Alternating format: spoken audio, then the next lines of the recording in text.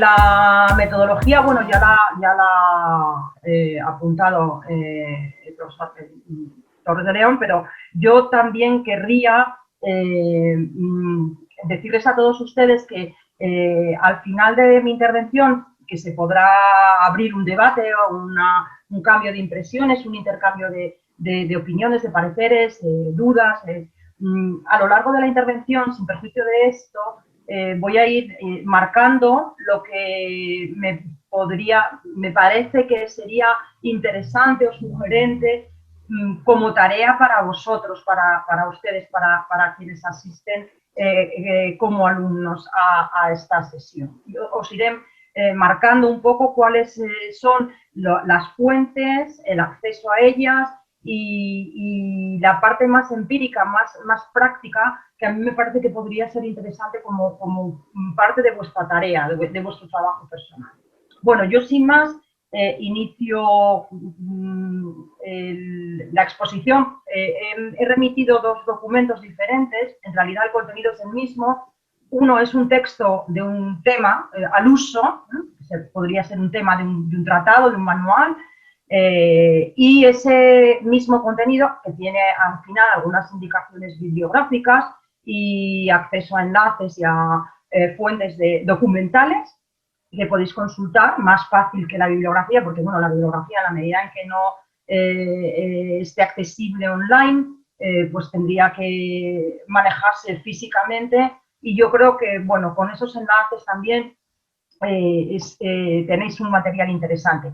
El contenido de ese tema, en ese formato más convencional, más tradicional, es el que yo voy a trasladaros ahora en la sesión a través de una presentación de PowerPoint, que también dispondréis de ella, para que, bueno, complemente un poco, o sea, os pueda servir como esquema también, como resumen, ¿no? Bueno, yo sin más voy a empezar a compartir esta presentación. ¿Se ve ya? Creo que sí. Bueno, el encargo que se me hizo... sí se ve perfectamente. ¿Se ve? Sí, ¿no? Sí, perfectamente. Perfecto, gracias, muchísimas gracias.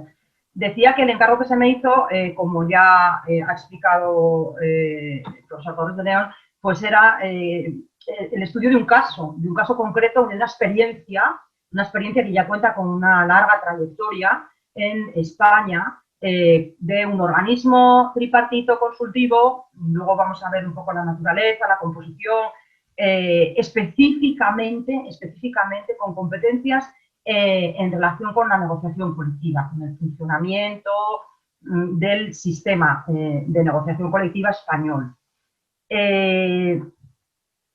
Las competencias, bueno, me parece interesante, antes de entrar directamente a analizar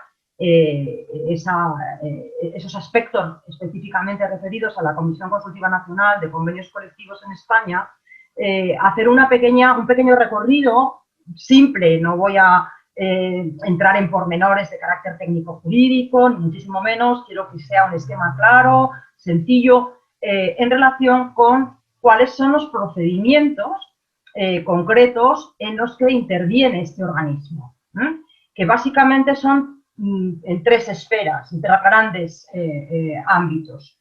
El primero, la delimitación de los ámbitos funcionales de los convenios colectivos y, relacionado con ello, la determinación del convenio que hay que aplicar en cada empresa cuando hay alguna duda.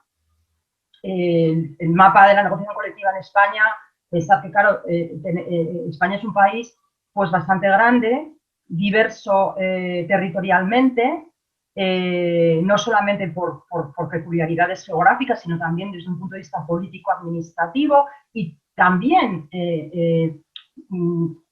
con efectos sobre los propios sistemas de relaciones laborales. Hay cierta identidad territorial, sobre todo en algunos territorios, como por ejemplo puede ser el País Vasco, donde además pues tienen una gran tradición, fueron los primeros en establecer un sistema de solución autónoma de conflictos laborales. Hay algunos territorios donde el sistema es tan peculiar como para constituirse tribunales de resolución de esos conflictos. En fin, por esa razón, porque somos muy grandes, bueno, el mapa de nuestra negociación colectiva es complejo, es muy intrincado. Eso significa que hay multitud de unidades de negociación, convenios colectivos que coexisten al mismo tiempo de muy diversos ámbitos funcionales y territoriales, y eso provoca, pues, seguramente con frecuencia, dudas respecto de cuál es mi convenio o cuál es el mejor convenio o el más idóneo para que yo aplique en mi empresa. Y al mismo tiempo articulación entre los distintos niveles de negociación, ámbitos de los distintos convenios colectivos. Esa es la primera gran esfera o ámbito donde actúa o va a actuar la comisión consultiva. La segunda es en un procedimiento muy peculiar, que luego veremos que además ahora en este momento, aunque sigue vigente la normativa que lo regula, tiene muchísima menos incidencia práctica, por una razón que luego os explicaré. Y el tercer ámbito o esfera donde la comisión consultiva empieza, no originariamente, no en su origen, pero después, en la reforma laboral que sabéis que hubo en España pues, a lo largo de los años 2010, 2011, 2012, referido a la negociación colectiva, sobre todo 2011, 2012, fue una reforma muy discutida, muy controvertida y muy importante del marco regulador y, desde luego, mucho en relación con la negociación colectiva. En ese momento se introduce, no se introduce porque ya existía, pero sí se potencia la posibilidad de dejar de aplicar el convenio, como una de las muchas medidas de ajuste en la empresa para hacer frente a la crisis, en ese momento crisis financiera mundial y de empleo por derivación, posibilidad de no aplicar el convenio, que bueno, es una posibilidad excepcional, causal, exigente desde el punto de vista causal, con un procedimiento. En ese procedimiento de adopción de esa decisión por la empresa, o la iniciativa de la empresa, intervendrá la comisión consultiva. Abro un paréntesis. La comisión hasta ese momento era consultiva solo. En el momento en que se introduce este procedimiento, ya asume competencias decisorias, muy importante cambio. Y bueno, ya en esa época yo acababa de dejar de ser presidenta, con lo cual la parte, digamos, esta parte más apasionante de la inaplicación del convenio me la perdí solo un poco porque hice como he dicho Vasco, algún laudo de descuento. Bueno, pues vamos a ir viendo. La primera gran esfera de limitación de los ámbitos funcionales de los convenios. En España, como seguramente ocurre en Panamá y en la mayor parte de los sistemas basados en la libertad de negociación, en la autonomía colectiva, el ámbito del convenio lo fijan las partes que negocian.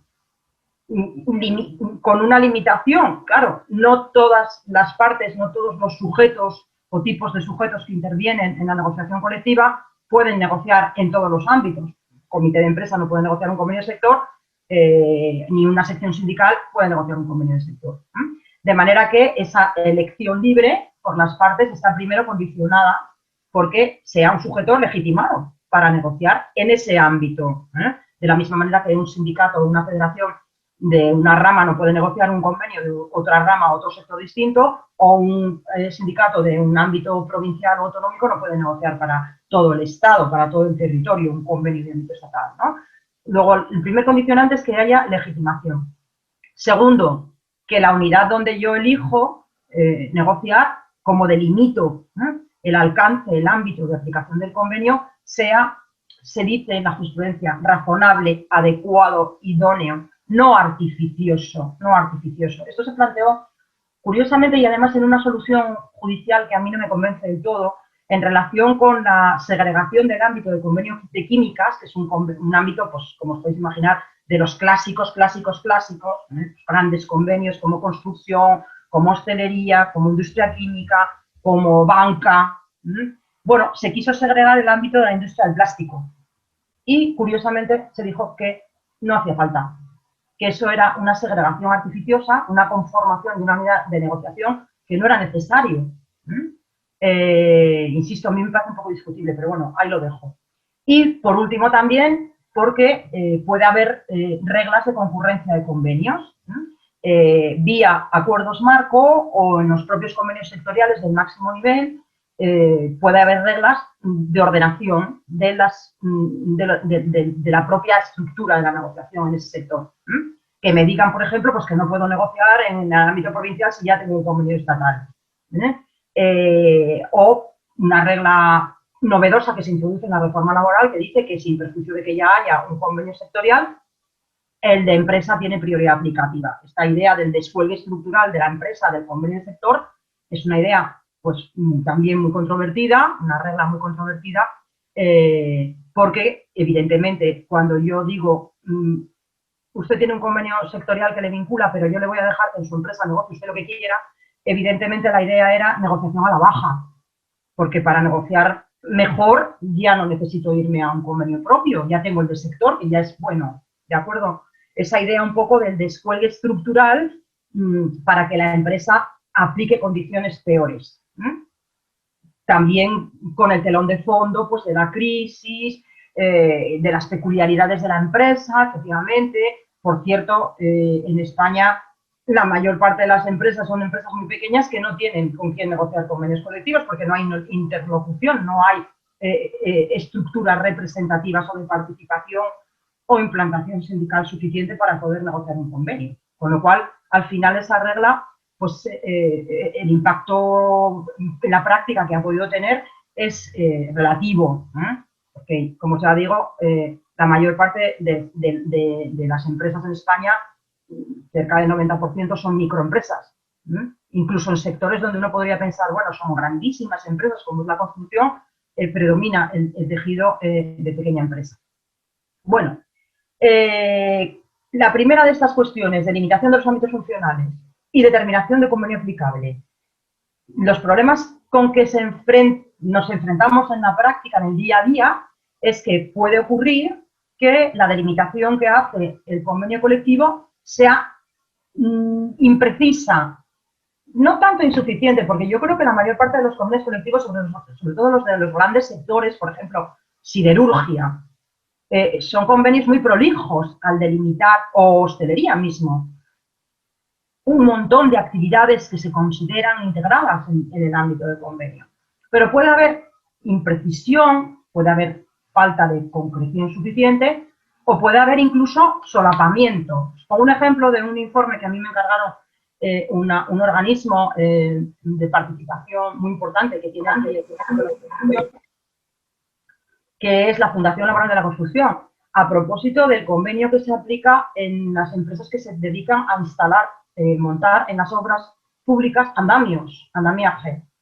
Y claro, la construcción, decía la Fundación Laboral, porque claro, cuidado, esta no era una duda inocente, es una duda que se ha planteado muchas veces en Asturias porque la Fundación Laboral hay que cotizar, se financia con cuotas empresariales, ¿no? Y tiene funciones pues, formativas, de prevención de riesgos, fundamentalmente.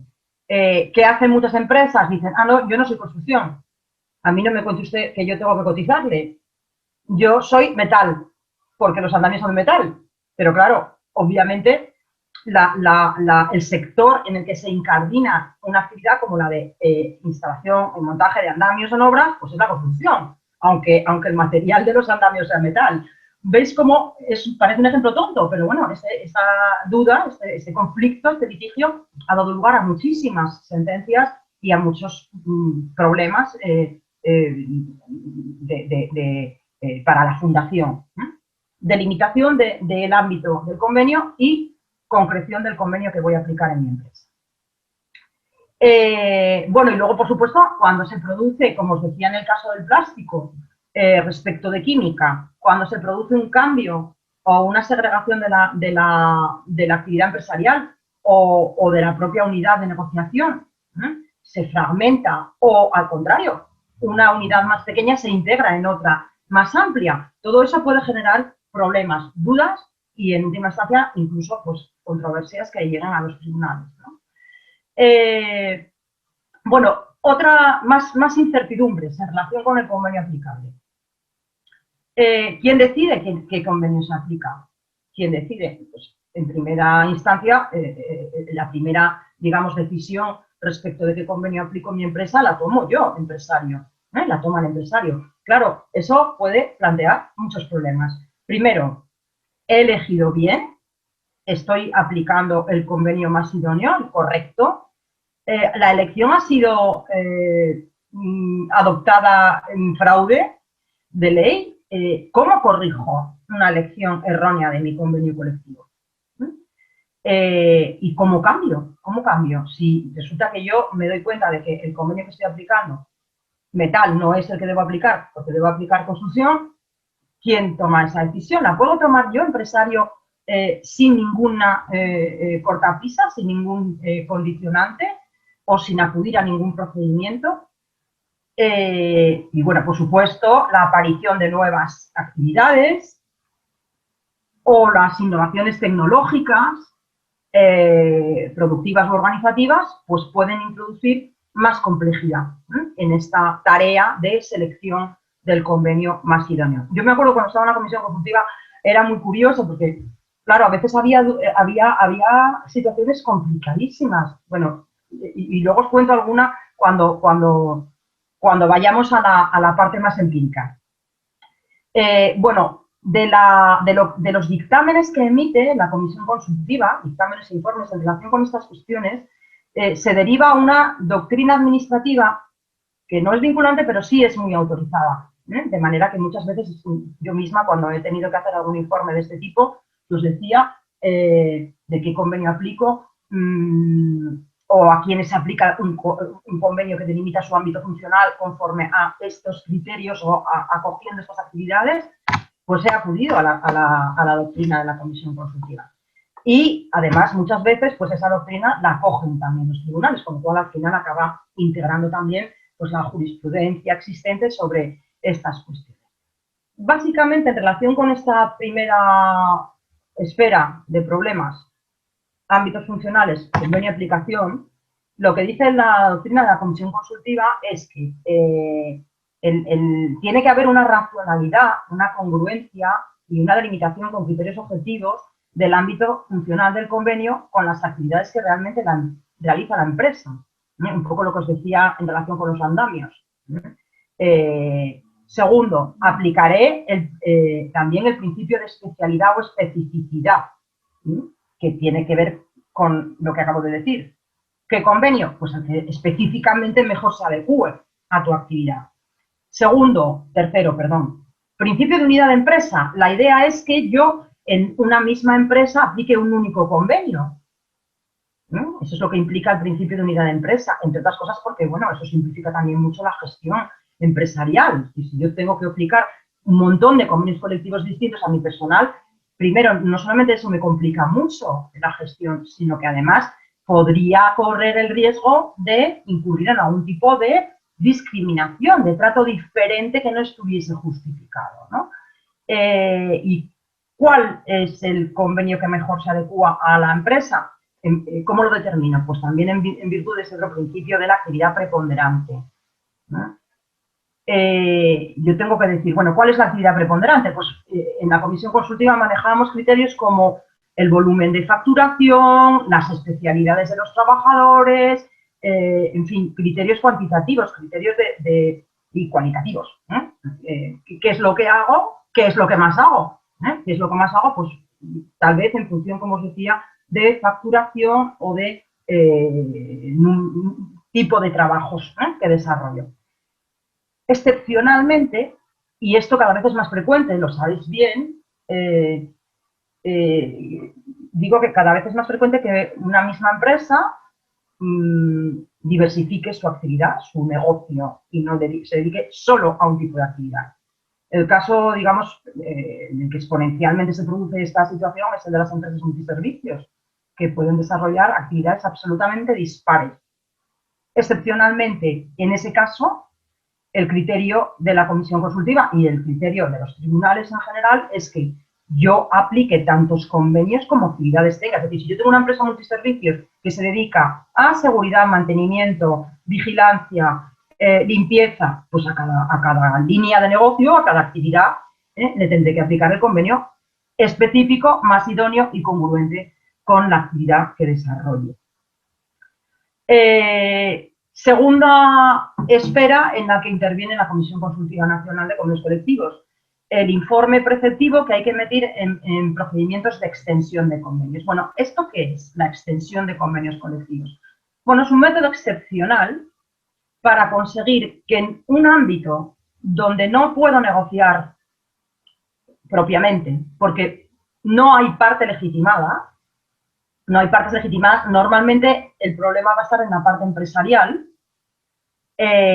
yo solicite parte legitimada, normalmente la parte social, que el Ministerio extienda un convenio colectivo que ya está vigente en otro ámbito a mi unidad, donde yo no puedo negociar por mí mismo porque no encuentro parte legitimada para ello.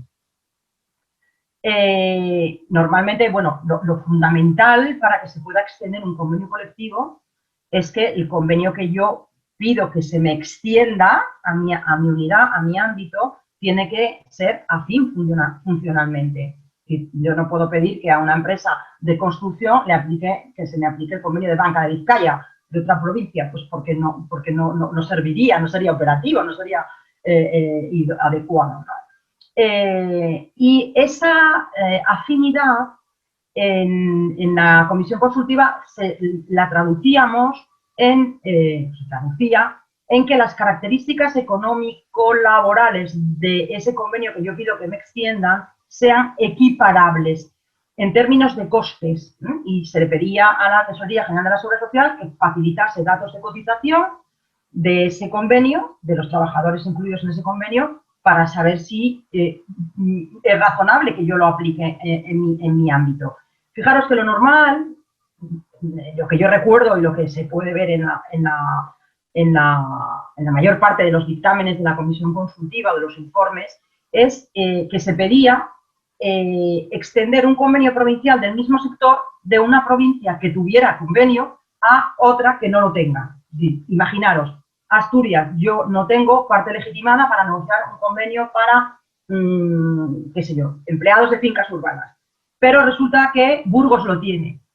Entonces yo pido que me apliquen el de Burgos, que me extiendan a mi ámbito provincial, territorial, el de otro diferente. Esa decisión es una decisión administrativa, es una decisión que adopta la autoridad laboral, central o autonómica en función de las competencias y del ámbito, ¿no?, del convenio, y es una actividad reglada. Esto está regulado por el reglamento, las causas, los sujetos, el procedimiento, los efectos, etcétera, etcétera. ¿Por qué esto ha tenido poca importancia? Si veis algún estudio que está en la propia página de la comisión, luego os explico un poco la mecánica. Si veis algún informe, un estudio específico sobre las extensiones que ha habido en los últimos años, pues han sido prácticamente inexistentes, excepcionales, algo totalmente exótico. ¿Y por qué? Pues porque en la reforma del 2011 se introduce un precepto en el Estatuto de los Trabajadores, en el título tercero que regula el procedimiento de negociación colectiva, donde ya se prevé quiénes van a negociar cuando no haya partes legitimadas. Básicamente lo que se hace es atribuirle a las organizaciones sindicales y empresariales más representativas la posibilidad de negociar en cualquier ámbito. De manera que si yo en el sector de química en Asturias no tengo parte, bueno, es un sector donde siempre va a haber parte legitimada, pero bueno, transportes, por ejemplo, el sector de transportes tiene una estructura de la representación de los trabajadores asociativa muy dispersa, ¿no? Y a veces pues no se encuentra parte legitimada o las que hay no se ponen de acuerdo y solas las asociaciones empresariales no pueden suscribir un convenio de eficacia general. Entonces, para evitar ese problema, lo que se hace en la reforma en 2011 es decir, bueno, pues me da igual, que negocien los sindicatos más representativos y las patronales más representativas del ámbito, me da igual, que no haya en ese sector. Con lo cual, pues prácticamente los procedimientos de extensión han desaparecido. Y tercer ámbito o esfera en la que la comisión consultiva, como os decía, asume competencias decisorias en el año 2012, es para la inaplicación de un convenio colectivo de eficacia general, algo que conocemos más coloquialmente como procedimiento de descuelgue. Es curioso porque, como os decía, en ese momento, cuando se modifica el artículo 82.3 del Estatuto, la Comisión asume competencias decisorias, pero sin embargo no cambia su nombre, se sigue llamando Comisión Consultiva Nacional de Convenios Colectivos. Yo creo que, bueno, era un organismo tan conocido y con tanta tradición, existente ya desde el año 80, de la promulgación del Estatuto de los Trabajadores, que bueno, que cambiarle el nombre. Y además yo creo que también había un poco como de, bueno, no vamos a enseñar mucho la patita, no vamos a exhibir mucho que un organismo tripartito donde está la administración pueda dejar sin efecto un convenio colectivo negociado por los agentes sociales, lo cual fue objeto incluso de procedimiento, dos cuestiones de inconstitucionalidad. Pues entonces no cambiamos el nombre. Bueno, esto es una interpretación maliciosa que yo hago, y es un poco medio en broma ya. Se sigue llamando Comisión Consultiva, pese a que a partir de este momento asume también funciones no solamente de mera consulta e informe, sino decisorias. Bueno, el descuelgue es la posibilidad de dejar sin efecto un convenio colectivo en cualquiera de estas materias. Fijaros, es una barbaridad porque es prácticamente el grueso del contenido, el núcleo duro de un convenio: jornada, horario, distribución de tiempo de trabajo, turnos, sistemas de remuneración, cuantía salarial, sistema de trabajo y rendimiento, funciones y mejoras voluntarias. Claro, si hiciéramos un balance muy de síntesis de cuál es la materia a la que han afectado los procedimientos de descuelgue en estos 8 años, apostaría a que lo adivinaríais, casi seguro. La materia más, creo que hay una mano levantada. Bueno, yo os voy a dejar al final un tiempo para hacer preguntas, pero si queréis hacer alguna pregunta ya, también se podría. Yo creo que es casi preferible que las reservéis para el final. La materia... Sí, es preferible tenerlo, anotarlo para el final, ladies, para permitir avanzar todo, entonces hacerla como lo hemos hecho en otras ocasiones. Sí, hacemos luego una jam session, una tormenta de preguntas, de ideas y de opiniones. Bueno, os decía, la materia que ha sido afectada eminentemente en los procedimientos de inaplicación que se han tramitado en estos años ha sido las cuantías salariales. Lo que ha pasado ha sido que día descuelgue se ha producido una devaluación salarial, importante. Aunque la materia de jornada también, cuidado.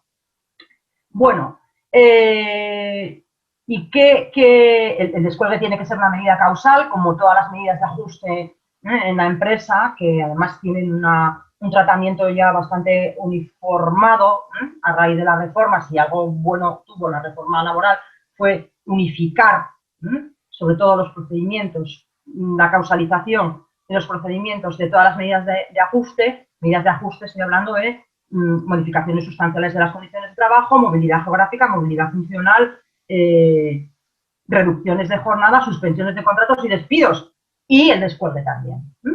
Bueno, tiene que haber una causa, pues, económica o de carácter técnico, organizativo, productivo. Estas últimas es muy fácil porque sencillamente son cambios que se produzcan en la esfera técnica o tecnológica, organizativa o de producción. Menos demanda, etcétera. Y la económica se define como una situación económica negativa. Como lo que pretendió la reforma fue objetivar la delimitación de la causa de estas medidas y decir, oiga, no me cuente usted que el juez me va a decir lo que es una situación económica negativa. Entonces, el legislador quiso ejemplificar y dijo, bueno, ¿qué es una situación económica negativa de la empresa? Pues algo como tener pérdidas actuales o que se prevea que puede haberlas. O una disminución persistente de ingresos o ventas, y entonces quedaba delimitar qué se entiende por persistente. Bueno, persistente se entiende, la ley dice, 2 trimestres consecutivos de disminución de ingresos o ventas respecto del mismo periodo del año anterior. 2 trimestres consecutivos que usted haya tenido disminución de ingresos o ventas ya constituye causa económica. Claro, aquí faltó decir, bueno, ¿y cuánto? ¿Cuánto tiene que ser? ¿Cuánto dinerito dejo yo de ingresar? ¿O por cuánto dejo de vender? Y esta es la parte en la que se ocupa de delimitarlo el juez. Al final no se consiguió una absoluta desjudicialización u objetivación legal de la delimitación de la causa. Bueno, y el procedimiento es común, como os decía, a todas las medidas de ajuste y consiste en un periodo de consultas con los representantes de los trabajadores, que es una verdadera negociación, es decir, que hay obligación de negociar, negociación eficiente, efectiva e informada y con intención de buena fe de alcanzar un acuerdo. No se llega a un acuerdo, pues no se llega a un acuerdo, pero tiene que haber una verdadera negociación. Y lo más interesante es que en el descuelgue, en las demás medidas, si en el periodo de consultas no hay acuerdo, decide el empresario. Pero claro, un procedimiento de descuelgue es dejar sin efecto un convenio, que en España tiene carácter normativo, tiene eficacia de norma. Eso el empresario no lo puede hacer él solo. Y entonces lo que se hace para el descuelgue es establecer un mecanismo escalonado de desbloqueo, que es donde va a intervenir la comisión consultiva. Ese mecanismo de desbloqueo escalonado, mecanismos escalonados son, primero, que intervenga la comisión paritaria del convenio. Si en el seno de la paritaria, el órgano de seguimiento, de control, de aplicación del convenio, interpretación, no resuelve el problema, no dirime desacuerdo, nos iríamos a un sistema de solución autónoma de conflictos, una mediación o un arbitraje.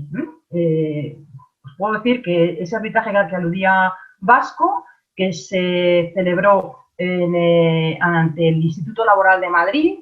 El Instituto Laboral de Madrid es el órgano de solución extrajudicial de controversias autonómico, para Madrid solo. El nacional es el SIMA, en Asturias se llama SASEC, en todas las comunidades autónomas hay uno. Bueno, pues ese arbitraje que afectó a un periódico económico del Grupo Prisa, el diario 5 Días, el laudo lo hice yo, lo emití yo, y creo que no me tocó hacerlo desde la comisión consultiva, pero hice el primer laudo de descuelgue fuera de la comisión consultiva, en el sistema de solución madrileño. Si no hay solución de la controversia vía mediación o arbitraje, se iría a la Comisión Consultiva Nacional de Convenios Colectivos o el órgano autonómico equivalente, en función de que el convenio no tuviera ámbito superior a una comunidad autónoma, y esa controversia, ese desacuerdo, se resolvería en sede de ese organismo. Bien en su propio seno, la comisión consultiva, los vocales de los tres sectores, pues decidirían, o bien designarían un árbitro externo que se ocuparía de dar fin, de poner fin a esa controversia. Es decir, en el descuelgue no puede haber o no solución o una solución unilateral por parte de la empresa. Tiene que haber una solución acordada o una solución que sustituya la acordada y que puede ser, como os decía, la que se adopte en la comisión consultiva. Es muy interesante y me encanta utilizar con vosotros esta figura, esta imagen que acuña la Audiencia Nacional, porque dice que ese desbloqueo funciona como un sistema de exclusas. Y no hace falta que a un panameño yo le explique qué es una exclusa y cómo funciona un sistema de exclusas. Es un procedimiento sucesivo escalonado que hay que esperar a agotar cada fase para poder pasar a la siguiente. Eso significa que yo no puedo directamente hacer una solicitud, esto ha pasado alguna vez, empresa que dice, como no me pongo de acuerdo con mis interlocutores, con los representantes de los trabajadores, me voy directamente a la consultiva y solicito a la consultiva que decida ella. Si no he agotado previamente los otros niveles, primero la paritaria, luego la mediación o el arbitraje y solo al final consultiva. Y en algún caso se ha anulado alguna decisión porque se ha saltado alguno de esos pasos anteriores. Sin embargo, eso no significa que en cualquier momento del proceso, en cualquiera de esas tres fases sucesivas, yo pueda retomar la negociación y llegar a un acuerdo para evitar que decida un árbitro o que decida la consultiva. Esto pasó en otro arbitraje que yo resolví. y perdonad que parece que quiero yo hacer aquí una exhibición, pero es que fue también un asunto muy interesante, no por ser el primero, pero sí por ser muy curioso, fijaros lo que pasó. Era un descuelgue del convenio de bingos aplicable en la Comunidad de Madrid y afectaba además a un gran grupo empresarial y a un número importante de salas de bingo en Madrid.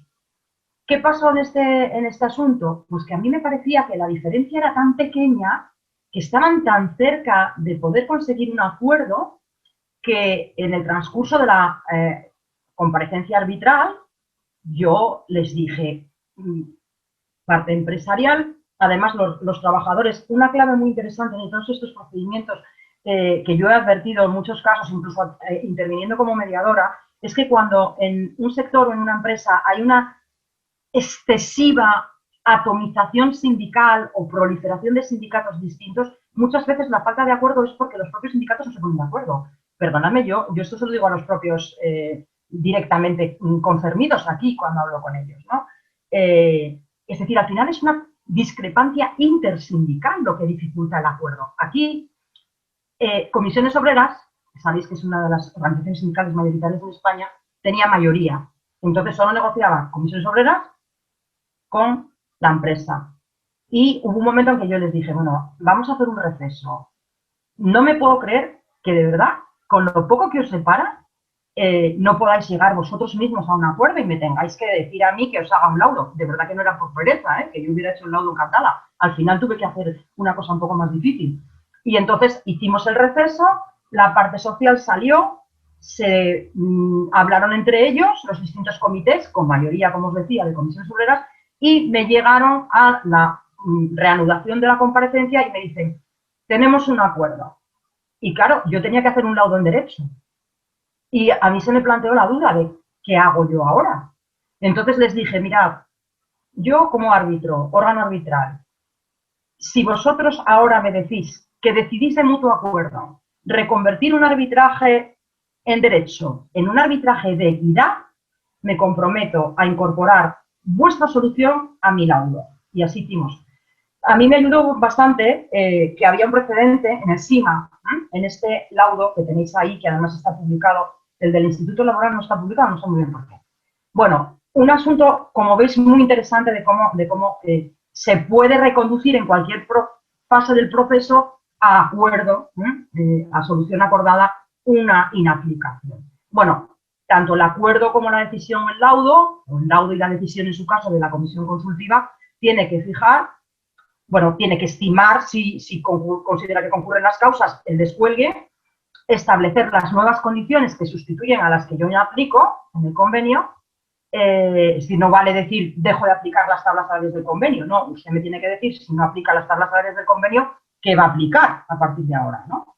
El alcance temporal, que como máximo es hasta que entre un nuevo convenio en vigor, y debe comunicarse a la Comisión Paritaria y a la Autoridad Laboral para su registro, Como os decía antes, era muy problemático y fue muy discutido y combatido sindicalmente que un organismo en el que está presente la administración, no solamente los interlocutores sociales al máximo nivel, pudiese decidir la inaplicación de un convenio colectivo que es un producto de la autonomía colectiva. Se consideraba que eso era inconstitucional, que era una intromisión intolerable de la administración en el funcionamiento autónomo del sistema. Sin embargo, el Tribunal Constitucional en estas dos sentencias dijo que era constitucional.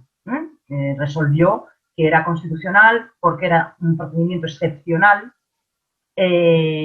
causal, limitado en el tiempo y sometido a un control judicial pleno. También es verdad que la mayor parte de los descuelgues que ha habido en estos años se han resuelto con acuerdo. Y si vais al listado de decisiones de la Comisión Consultiva, que está accesible en la página, veréis que han sido relativamente pocas las ocasiones en las que este organismo ha tenido que intervenir. Bueno, vamos ya a, una vez que hemos visto cuáles son los ámbitos donde van a actuar las competencias de la Comisión Consultiva, vamos a analizar ya en sí el organismo.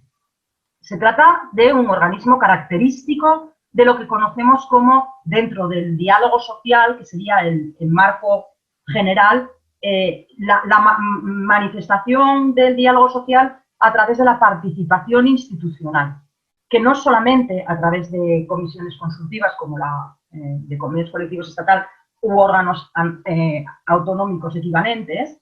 También tenemos en España, con bastante tradición y influencia en el sistema de negociación colectiva, los consejos económicos y sociales, bueno, que tienen una competencia muchísimo más amplia que solo el ámbito de la negociación colectiva, y los consejos autonómicos de relaciones laborales, que no existen en todas las comunidades autónomas, que sí circunscriben su actuación más a la esfera del sistema, del funcionamiento del sistema, y con influencia en la negociación.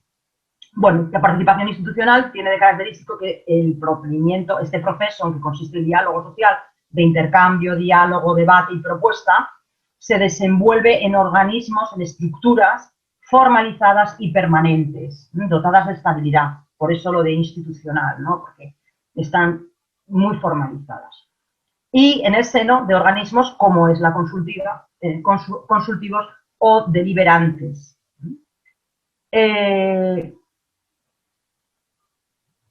Se trata de un organismo, como ya he mencionado antes en alguna ocasión, de carácter tripartito, donde están presentes la Administración General del Estado. En los órganos equivalentes autonómicos estaría la Administración Autonómica, y las organizaciones sindicales y empresariales más representativas. En España, pues, la Comisión Consultiva está, la Administración del Estado, están los dos sindicatos estatales mayoritarios, Comisiones Obreras y UGT, están los sindicatos más representativos autonómicos, CIC, un sindicato gallego, y el ASTV del País Vasco, y están las dos grandes patronales, la COE y la CEPIME, de la pequeña y mediana empresa. Y es un organismo adscrito al Ministerio. En este caso, bueno, como sabéis, en España hemos cambiado tantas veces, cada vez que cambia un gobierno, cambian los nombres y las estructuras de los gobiernos. En este momento, en el gobierno de coalición que tenemos en España, el nombre del ministerio, se han disgregado otra vez competencias de seguridad social y competencias laborales, y el ministerio del que depende la Comisión Consultiva es el Ministerio de Trabajo y Economía Social. Antes os he dicho, la página, la Comisión Consultiva no tiene página propia, pero está dentro de la página del Ministerio de Trabajo y Economía Social en el apartado de empleo, pero no, es más fácil googlear y poner Comisión Consultiva Nacional de Convenios Colectivos y entras directamente al apartado de la comisión. Y ahí vais a encontrar un montón de información importante, interesante, que os puede servir para vuestras tareas y vuestro manejo más práctico de esta institución. Pero vamos avanzando. Bueno, la composición ya, la regulación está en este reglamento, que tenéis al final también en un enlace, la norma reglamentaria. La composición de la comisión consultiva está integrada por una presidencia que nombra a la ministra, bueno, nombra el titular del ministerio, en este momento la ministra, previa consulta con las organizaciones sindicales y empresariales más representativas. 6 vocales en representación de la Administración General del Estado. Bueno, normalmente la presidencia la ocupan profesionales de reconocido prestigio, yo creo que menos una vez, que ha sido un alto funcionario del ministerio, una persona un alto cargo muy autorizada y con muchísima experiencia. Las presidencias de la Comisión Consultiva han sido siempre ocupadas por catedráticos de Derecho del Trabajo y de la Seguridad Social. Yo fui la única catedrática, la única mujer. Bueno, 6 vocales representantes de la Administración del Estado, 6 vocales representantes de las organizaciones sindicales más representativas, 6 vocales representantes de las organizaciones empresariales más representativas. Por tanto, hay 3 representaciones, aunque sean plurales, estén integradas por distintas organizaciones, sobre todo las de organizaciones sindicales y organizaciones patronales. Y un secretariado que ocupa un funcionario adscrito a los servicios administrativos de la comisión. Cada grupo, además, nombra un número igual de suplentes en casos de ausencia, enfermedad, imposibilidad. Muy importante, por eso le he puesto tantos signos de exclamación, es importantísima la labor que desarrollan los servicios técnicos. Los técnicos de la comisión, que son funcionarios del ministerio, que son los que hacen el trabajo duro, pues de documentación, de análisis de la documentación, de búsqueda de soluciones, de la solución mejor, ¿no? La comisión puede funcionar en pleno o en comisión permanente. Bueno, normalmente el pleno, ya os podéis imaginar, se ocupa de las tareas más relevantes, pero sobre todo de aquellas que le atribuya a la comisión permanente, de manera que normalmente es la comisión permanente la que actuará en el día a día, las funciones más cotidianas, y solo se reserva al pleno las más, las que se consideren como más relevantes o más delicadas. Y el pleno también designa a los integrantes de la comisión permanente. Por ejemplo, en la designación del árbitro para resolver discrepancias, pues normalmente actuará el pleno. Bueno, en el caso de la comisión permanente, pues como veis se reduce, claro, la composición: presidente y 2 vocales por cada grupo, secretario, y se reúne ordinariamente pues cada menos tiempo. Para la validez de las deliberaciones y la toma de acuerdos debe estar presente el presidente o alguien que lo sustituya, la persona que haya decidido el propio pleno que vaya a poder sustituir al presidente, la mitad al menos de los miembros del órgano, y con asistencia del secretario o persona que sustituya al secretario también. Y los acuerdos normalmente, muchas veces se adoptan por consenso y se procura, y por ejemplo el presidente tiene voto dirimente pero nunca se ha ejercido, se procura que haya consenso, que haya acuerdo, y si no, pues por la mayoría absoluta de los asistentes, salvo 3 cuestiones que exigen la mayoría absoluta, mitad más 1, de los miembros integrantes del organismo, que son los informes preceptivos en procedimientos de extensión, resolución de discrepancias surgidas en procedimientos de descuelgue y designación del árbitro en el caso de discrepancias en los descuelgues. Bueno, algo interesante que dice la norma reglamentaria al principio es que las competencias y funciones que asume la Comisión Consultiva Nacional en absoluto van en detrimento ni interfieren en las que corresponde a la autoridad laboral, por ejemplo, léase sanciones u otras, o ni muchísimo menos en la jurisdicción. Claro, hemos dicho que incluso los laudos en procedimientos de descuelgue están sometidos a control judicial pleno. La garantía de tutela judicial está reconocida en la Constitución y no puede ser en absoluto desconocida ni puesta en suspenso o en cuestión por la actuación de un organismo como la Comisión Consultiva, ¿no? Y también, como hemos visto, son independientes de los sistemas de solución de conflictos, que incluso en alguna de las materias más relevantes, como son los descuelgues, preceden a la decisión o a la intervención de la propia Comisión Consultiva. Bueno, en las 3 esferas que hemos visto, o en correspondencia con esas 3 esferas que hemos visto, la Comisión Consultiva tiene originariamente, y como su propia denominación indica, funciones consultivas, básicamente, o grueso. Pero a las que se añaden, como ya he dicho también, en la reforma del 2012, las funciones decisorias. Y luego una parte muy interesante que os puede dar muchísimo juego y información muy valiosa, es la función que desempeña como observatorio de la negociación colectiva y a través de la que pues ejerce funciones o desarrolla tareas de información, estudio, preparación, recomendaciones para la negociación colectiva, documentación y difusión. Vamos a ir viendo un poquito. Funciones consultivas.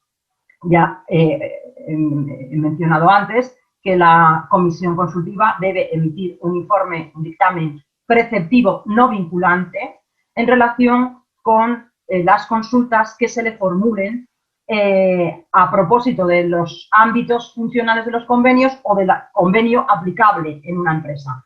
Os decía que la verdad es que esta materia, que en realidad como en extensión de convenios se veía poquísima, y lo que veíamos básicamente eran estos temas, intersecciones entre los ámbitos de los distintos convenios colectivos o convenio aplicable de aplicación a cada empresa, pues era muy entretenido, la verdad, verlo. Y recuerdo uno particularmente curioso que era una empresa que se dedicaba a, pero bueno, os podéis imaginar, yo que sé, pensad infinidad de actividades novedosas o que no encajan claramente en un sector neto. Era una empresa dedicada a la fabricación y reparación de instrumentos musicales. Claro, ¿y qué aplicamos aquí? En función del material, del instrumento, si eran violines o eran trompas o saxofones. Entonces, era súper, bueno, una tarea muy bonita. Hombre, y normalmente, claro, alguna vez hemos tenido que decir, pues mira, no hay convenio.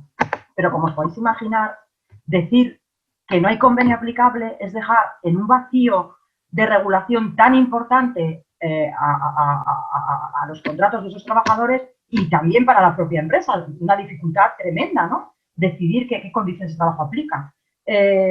Pues se procuraba buscar siempre, y esto lo hacían, os decía, muy bien los servicios técnicos, intentando ver, exprimir este convenio, mira, aquí en esta actividad que describe podría ser idóneo para aplicar, ¿no? Hombre, como os digo, excepcionalmente se decía, pues mira, no hay convenio aplicable, ¿qué vamos a hacer? Esos criterios técnicos los tenéis aquí en este acceso a este enlace. Podéis optar por entrar en la página directamente, googleando Comisión Consultiva Nacional de Convenios Colectivos o yendo a estos enlaces que yo os he ido repartiendo en cada una de estas esferas competenciales para ver.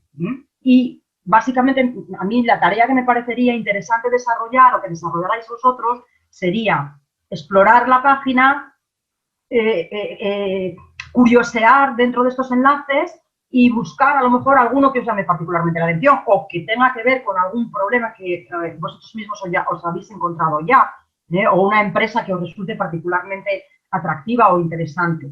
Esto por lo que se refiere a los dictámenes relativos a los ámbitos funcionales de los convenios y los convenios colectivos de aplicación en la empresa. Bueno, también podéis ver otras vertientes del asunto, ¿no? Pues quiénes son las partes que lo hacen con más frecuencia o, bueno, cualquier cosa que os resulte de interés con toda esa información que tiene accesible libremente y gratuitamente la página oficial. Segunda esfera, los informes preceptivos en los expedientes de extensión. Básicamente aquí y aquí tenéis los informes. Esta es la parte, insisto, menos interesante, pero bueno, históricamente ha tenido mucha importancia por esas dificultades que en algún ámbito han podido surgir para negociar un convenio propio y ver, bueno, un poco también, pues qué convenio sería idóneo. Lo que os decía antes respecto de la afinidad en términos de condiciones económicas y laborales es porque también, como os decía al principio, España es muy grande y tenemos ese problema que existe, bueno, en Europa claramente, aunque no solo, en otros continentes también se vive esa, digamos, tensión norte-sur. Países del norte de Europa son más ricos, los países del sur somos más pobres.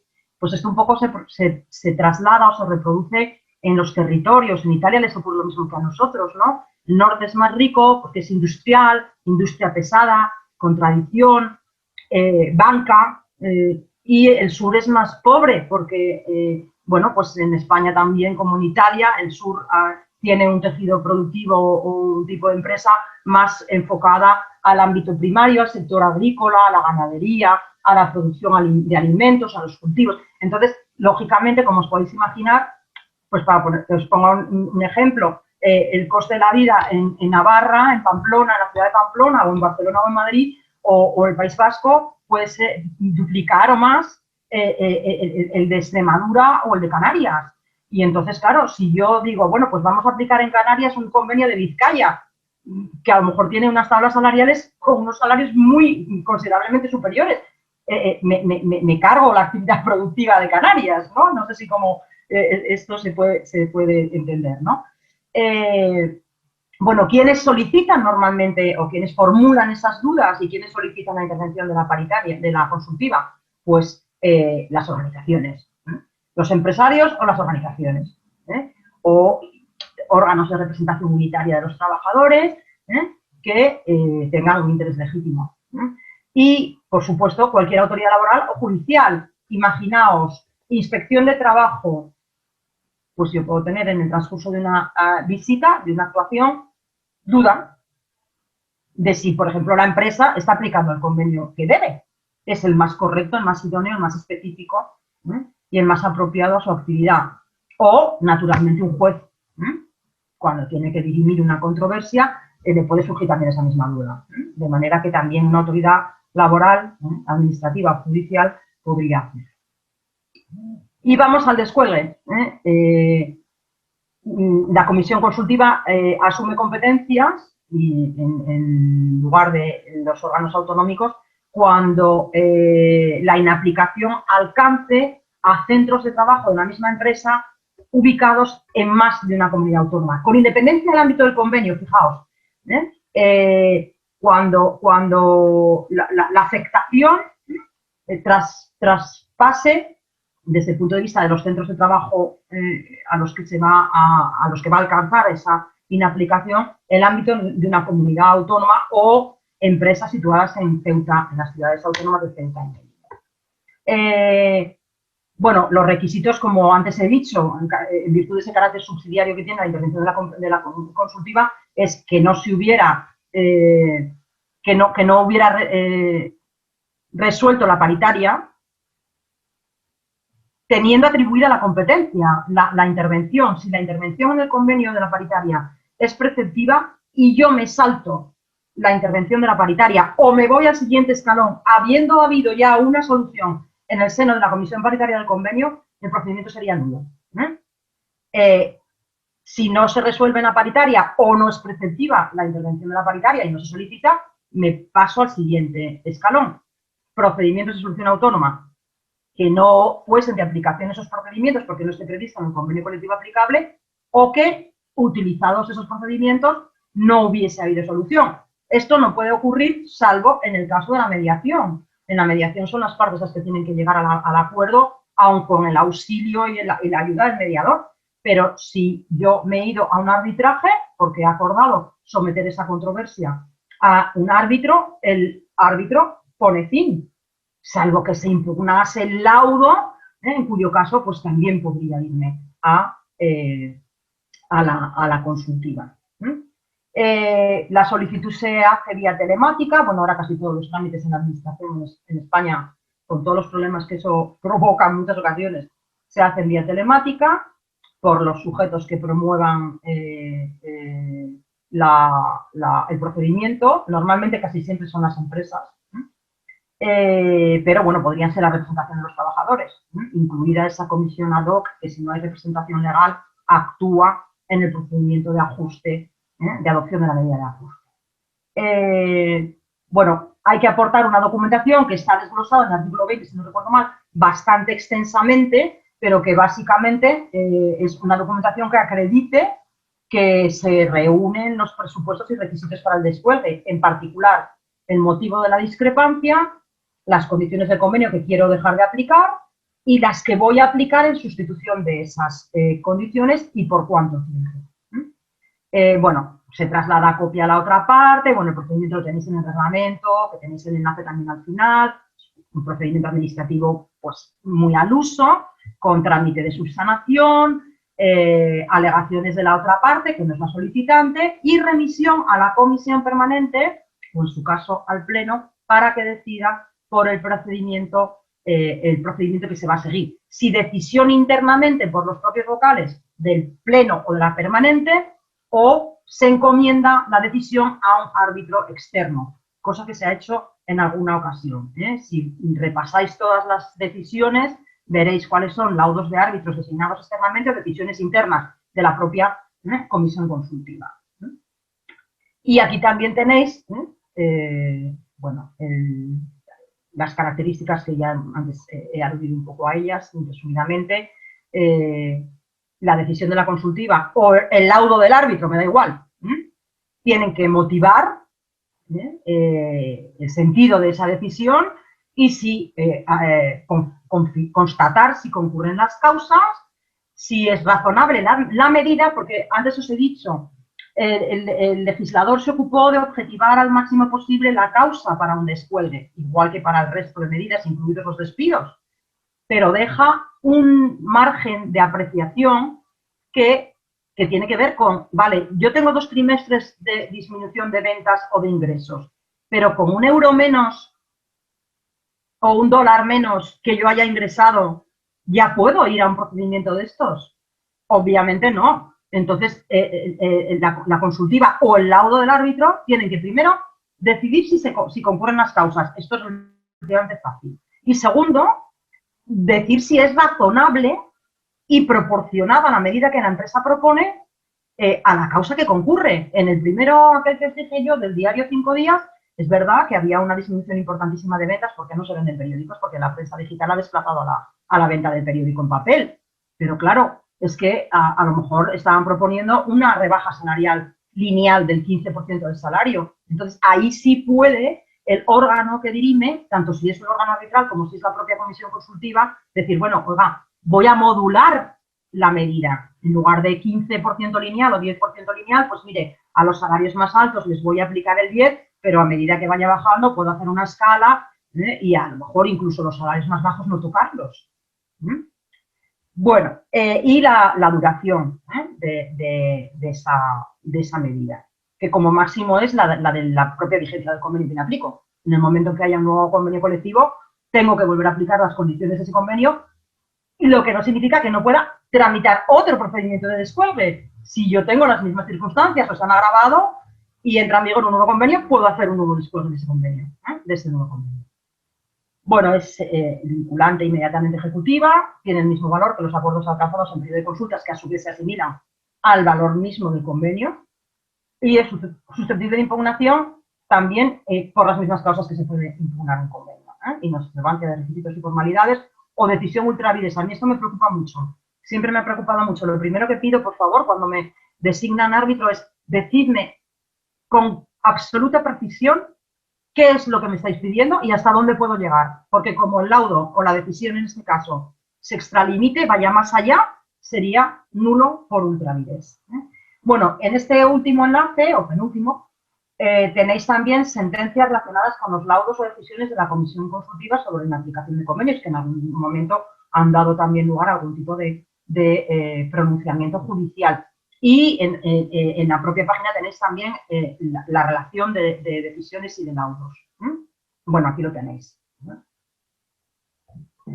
Básicamente, ya lo he dicho, cuando la consultiva decide que haya un arbitraje exterior o un árbitro externo, pues si no hay acuerdo entre las partes de designación del árbitro, la propia consultiva decide a quién designa. Y, bueno, le presta apoyo, le facilita documentación, le traslada la documentación, si en su caso necesita hacer alguna consulta a las partes, pues le facilita también los contactos, esa vía de conexión, pues si necesita cualquier documentación adicional o lo que sea, ¿no? La última esfera de competencias que os decía que me parece de muchísimo interés para vosotros, porque lo es para cualquier estudioso o operador o práctico o que desarrolle profesional práctico en el ámbito de la negociación colectiva, es las funciones que la comisión consultiva desarrolla en relación con, bueno, como observatorio o como comisión misma para el estudio, la propuesta, la difusión de temas o cuestiones de interés para la negociación. Entonces, eso lo hace a través de las siguientes acciones. Encomienda estudios sobre negociación colectiva, monográficos o transversales, horizontales, normalmente grupos de trabajo académicos, casi siempre. Estudios que luego tienen, bueno, pues mucha incidencia y tienen una utilidad muy grande para consulta. Los tenéis también en la página. Además, bastante bien organizados, por temas, por fechas. Organiza unas jornadas sobre negociación colectiva anual, que también tienen un libro con las ponencias publicado. Yo participé hace unos años como expresidenta en la que traté el contenido de los convenios colectivos en la ordenación del trabajo a tiempo parcial. Esos libros también están publicados y están accesibles libremente en formato PDF, y foros de debate, que son formatos más pequeños, ¿no? más operativos, ¿no? Que unas jornadas anuales.